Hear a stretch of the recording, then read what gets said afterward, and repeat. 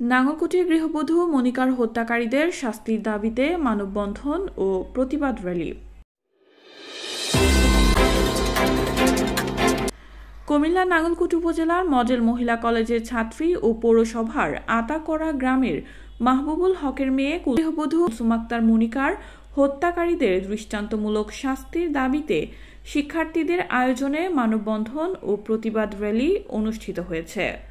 বৃহস্পতিবার সকালে উপজেলার বিভিন্ন স্কুল কলেজের শিক্ষার্থীদের অংশগ্রহণে এই মানববন্ধন ও প্রতিবাদ র্যালি অনুষ্ঠিত হয়।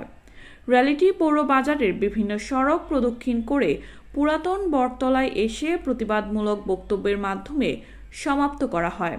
এ সময় বক্তব্য রাখেন সজীব, শাওন, রাব্বি, আকিব, বাবলু, নিশু ও নিহত মনিকার পিতা মাহবুবুল হক প্রমুখ। আমরা আরো বলতে চাই, নারীদের প্রতি কোনো সহিংসতা চলবে না। নারী নির্যাতন চলবে না। হত্যাকারী যত ক্ষমতাবানই হোক না কেন, তাকে আইনের আওতায় আনা হবে। সমাজের প্রতিটি মানুষ যেন নারীর প্রতি শ্রদ্ধাশীল হয়, আর যেন কোনো মনিকার প্রাণ এভাবে নিভে না যায়। সবশেষে আমি আমার 3টা দাবি জানাচ্ছি।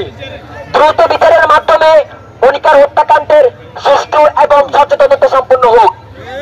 2 নাম্বার, হত্যাকারী যত প্রভাবশালী হোক না কেন, তাকে আইনের আওতায় আনা হবে। 3, নারীর নিরাপত্তা। তো ওনারা বাধ্যতা করছে নাকি? আমরা কি মনিকা হত্যার বিচার চাই? বিচার বিচার বিচার চাই। আমরা আজকে মনিকা হত্যার বিচারের সুষ্ঠু তদন্ত না করে, এই হত্যাকারীকে না ধরে আমরা লটার চত্বর এনে এই মনিকা হত্যার বিচার আদায় করবো ইনশাআল্লাহ। মাহবুবুল হক মজুমদারের মেয়েকে নিয়ে যাওয়ার পরে দীর্ঘ 9 মাস তার সাথে বিভিন্ন দাবি দেওয়া, যৌতুকের বিষয়, টাকা পয়সা, মাহবুবুল হক আঙ্কেল বিভিন্ন রকমের যতটুকু ওনার সমর্থ আছে ওই সমর্থনে যায় তাদের চাহিদা পূরণ করার চেষ্টা করেছে।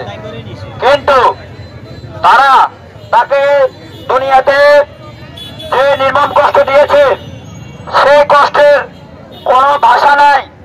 একজন শিক্ষার্থী হিসেবে বলতে চাই, আমি সেটাই বলতে চাই, সেটা হচ্ছে গিয়ে মনিকাকে হত্যা করেছে তার মানে এই নয় আমার আপনার বোন আগামীতে হত্যার শিকার হবে না। মনিকা আমাদের ছোট বোন ছিল, তাকে নির্মমভাবে হত্যা করা হয়েছে। তাকে ফাঁসি না, তাকে গণজীবনে হত্যা করা হয়েছে। ফাঁসির চাইতে ভয়ঙ্কর। কারণ মনিকার বিয়ে হয়েছে 9 মাস হয়েছে। তারা বিয়ে করার সময় পছন্দ করে বিয়ে করেছে, কিন্তু এরপর থেকে তারা বলে যে আমাদের মেয়ে পছন্দ হয় নাই।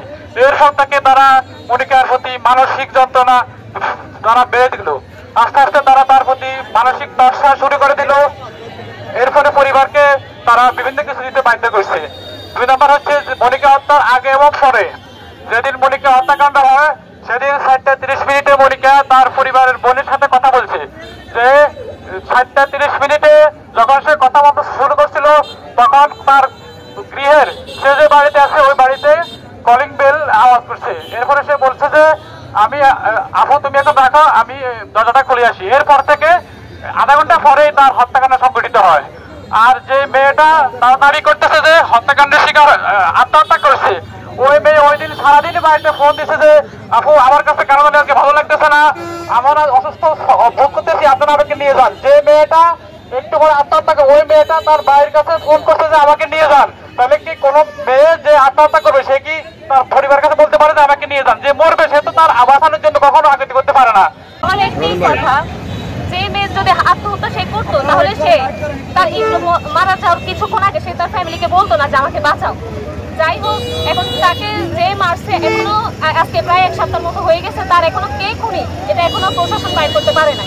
এখন আমরা ছাত্রছাত্রীরা আসছি, এটা নিয়ে কথা বলতেছি, প্রশাসনের কাছে আমরা আবেদন করতেছি যেন এটার বিচার করে। কারণ কালকে আমার বান্ধবী করছে, আজকে যে আমাকে করবে না, কালকে যে আমাকে করবে না, আমার বোনকে করবে না, এটার কোনো গ্যারান্টি দিতে পারবে না।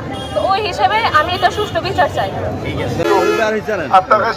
নাঙ্গল মহিলা মডেল হাই স্কুল সকল শিক্ষার্থী, শিক্ষক সবার সাথে আসসালামু আলাইকুম। আমি বলার কিছু নাই। আমার 8 2025 আমার মেয়ে মনিকাকে বিবাহ দিই বাইয়া গ্রামের সালে আহমদ হৃদয়ে নিজের পারিবারিকভাবে বিবাহ হয়। এরপর থেকে তারা তাকে অত্যন্ত নির্যাতন করতো, অনেক দাবি দাওয়া মেয়ের আমি পূরণ করছি, পায়ের নিচে জাহেরাকে সব দিছি, তারপরে তারা দেখ এটাই চাইতেছে। এরপরে তারা আমার মেয়েকে নিষ্পাম ভাবে হত্যা করছে। যদি আমার মেয়ে হাসি দিয়ে থাকে, ভালো না লাগে আমারে বলতো, সবারই বলতো, তা না বলি আমার মেয়েকে তারা বাড়িতে মারি এখানে আনি বলে যে আত্মহত্যা করছে। তারপরে আমাকে সে শাশুড়ি ফোন দিয়ে বলছে যে উনি স্ট্রোক করছে। জেনারেল আমি জেনারেল আসি পাই না তারে, এরপরে বলছে যে আলটা মডেল ওইখানে পাই নাই, সরকারি হাসপাতালে যায় তারে পাইছি। তার শাশুড়ি তারা যখন ডাক্তারকে বলছে যে সে স্ট্রোক করছে, ডাক্তার বলতেছে কই সে তো আত্মহত্যার আগে করছে, তখন তারা সব পালিয়ে যায়। তখন তাকে হৃদয়ে আটক করে। আর তারা এখন সাংবাদিক বিভিন্ন সম্মেলন করতেছে, তারা মিথ্যা বানোয়া বলতেছে মনিকা আত্মহত্যা করছে। আমি তার সুস্থ নির্বাচন বিচার চাই, তদন্ত বিচার চাই, আমি আমার মেয়ের সুস্থ বিচার চাই। এটা